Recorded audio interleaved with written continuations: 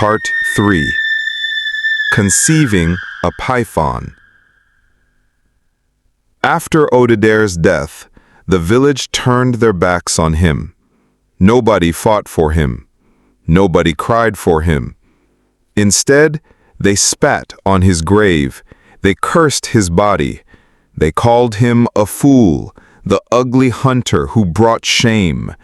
His name was carried on the wind like an insult. Aranola, his wife, stayed inside the palace. She said nothing. Her belly grew bigger each day with child. She did not cry in front of people. She did not curse. She only kept quiet. But in her heart, she remembered.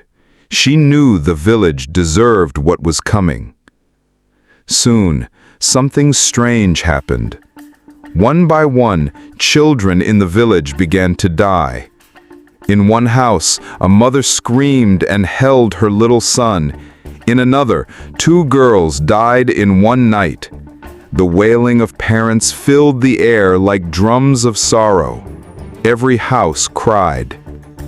Even in the palace, the children of King Adegoke fell sick and died. His sons, one after another, left this world. Soon, only silence filled the royal chambers. Only one hope was left, the unborn child inside Aranola's womb. The villagers grew afraid. Old men gathered under the Iroko tree. They hit their walking sticks on the ground and shouted, "Olodumare is angry! The gods are angry!" The king sent for the herbalist. The old man came slowly, his body covered in chalk, his eyes heavy. He bowed and said, "Kabiesi, the gods are hungry. They want sacrifice, a great sacrifice. You must go to the forbidden forest. Inside lives the mother python. Only she can end this curse." The villagers gasped. The mother python was a tale told to frighten children, a serpent goddess who no man dared to see. But now, the tale was real. At dawn, 7 hunters prepared themselves. They tied charms around their arms, carried sharp spears, and marched into the dark forest. The villagers watched with fear. But the forest was not like any place they had known. Whispers followed them.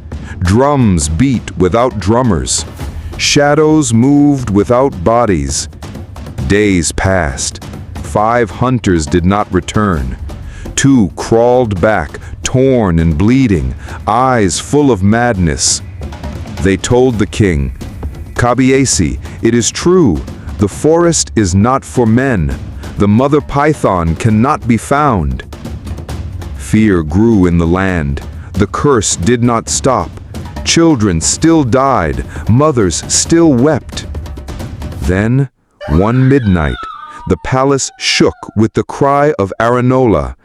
She was in labor. For 8 hours she cried, her body shaking, sweat pouring down her skin. The midwives worked hard, pouring water, chanting, fanning her, but nothing worked. Outside, the king walked up and down. His crown almost fell from his head. His staff shook in his hands. His lips moved in prayers. Aranola was the only hope left for his kingdom. 1 hour later, the palace broke out in terror. The midwives ran out screaming, "Abomination! Curse!" The king rushed inside. Aranola lay dead on the mat, her eyes closed forever. But beside her was something that froze his heart. A huge python, glowing red, its scales shining like fire, coiled on the bed. Its golden eyes burned into his soul. The serpent lifted its head and spoke, its voice heavy like thunder. "You will pay, King Adegoke. You killed the one chosen. You mocked his grave. You stole what was not yours. You abandoned the gods. Now your bloodline ends here." The python hissed, its long body shaking the walls of the palace. With a final roar, it slithered into the night, leaving only silence. At dawn, the king walked into the village square. His crown was gone, his staff dragged in the sand, his eyes were hollow. The villagers looked at him and knew. They wept. They ran. Some fell to the ground in fear. The story of Arinola and the mother python was born that day, a story of betrayal, a story of curse, a story that would live forever.